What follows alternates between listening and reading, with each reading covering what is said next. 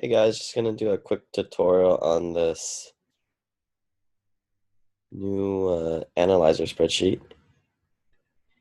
And so the first tab here is a buy and hold analyzer. All the yellow fields are what the inputs are, and all the gray fields are the outputs. So we're gonna go down these one by one. So first few lines, put in your address and city and state zip code, the year built. I've got some rules of thumb here. These are more for multi-family, but sort of apply to single family. Um, Square footage, bedrooms, baths. I usually say go for bedrooms that are at least 3, so you can get better resale value. Baths, better resale value on 2. But if you get 1 bath, then it has less maintenance issues too, so that's another good thing. Um, Single family home you hear, or you put a duplex, quadplex, and I always tell people to go watch when you go 2 units or above, duplex, triplex, or quads. Cash flow numbers are better, but there's less resale value there for exit strategy. Neighborhood class. If there's a garage there, I typically don't like rentals with garages just because it's another thing to break. Had to replace one of those things. It was pretty expensive, the electric openers. The basement, if it's unfinished, or if there's even a basement. I've had a lot of problems with water issues going into my basements, so not a fan of those. So you put in your purchase price. The purchase price is a big input here. A lot of the numbers derive off that. I always say stay around 80% of the median, just because that's where most of the people are. Projected rents. This line right here, line 12, is probably the most important line on this entire spreadsheet, and you probably should spend at least 30 minutes to an hour trying to verify this number. First, use all the typical websites, Zillow, Craigslist, Renometer, but then also get a property manager to, live person to verify it too. Down payment amounts, length of loan, interest rates on your loan, and then I usually use 5% as closing costs. It's probably a good amount. And then the output comes here.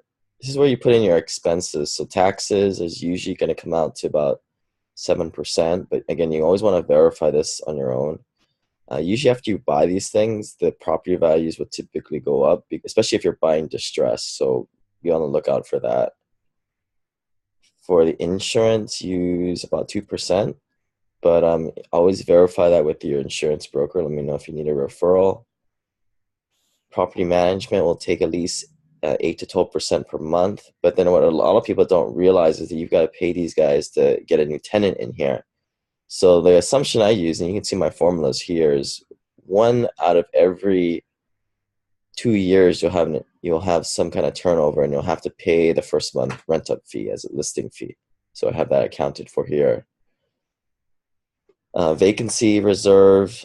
My assumption is that out of the 2-year period, it'll probably take you about 6 weeks to get somebody in there. So that's another 6.25% vacancy reserve right there. 10% for maintenance, and 10% for CapEx. Now, CapEx is here in green, and it's kind of pulling from the numbers down below. You don't have to touch this if you don't want to. I think I've got it pretty well set, but if you want, you can, again, play around with the yellow numbers and get your own, and you can manipulate it. I think this is pretty much set for like a smaller home, but if you got a bigger home, you may want to change it. Same thing with the closing costs. This one in blue here on line 20, it's pulling from this blue area down below. So you can get really nitty gritty, or you can just go high level. Me personally, I just go high level. I mean, I don't even really analyze properties. I just take the rent. Once I verify the rent, I spend most of my time verifying that. And I just take like 60% of 70% of that. I know that's pretty much how it's going to hum along the first few years. So then this thing calculates all the expenses and gives you, and then you put in your PITI in here. Actually, it inputs it from the mortgage terms above, and then it gives you your total monthly expenses. And this is a conservative number. And then it comes down to line 35 and line 40 to give you your cash on cash returns for a cash purchase, which I really don't recommend. You need to be using leverage. That's the whole reason why you're doing real estate in the first place. And then 20% down payment financing. For this line 41, this cash flow is sort of like your oxygen. You need to have healthy cash flow by maximizing the amount of leverage that you're using. Here, this one's showing $51. I'd say that's a little bit too low. You probably want to be at least $100 to $200 per month, just to be conservative, even though we do have healthy, and we added that listing fee in there on line 27, and we did add the line 30 capital expenditures on there. I still think you should have at least 100. But at the end of the day, what else are you going to invest in, right? Are you going to invest in the stock market and get like low single digits on a non-hard asset? Or, I mean, this stuff they're not the greatest. You're paying realtor price for a lot of these turnkey properties and single family homes, but it's a lot better than what you're getting elsewhere. So what I say especially in the seller's market, is to, after you've analyzed these properties and you find some actually decent ones, maybe the top 20% that you see, put them on in this tab 2, the data point collector, because now you're just going to start to collect these data points of these good properties that you see.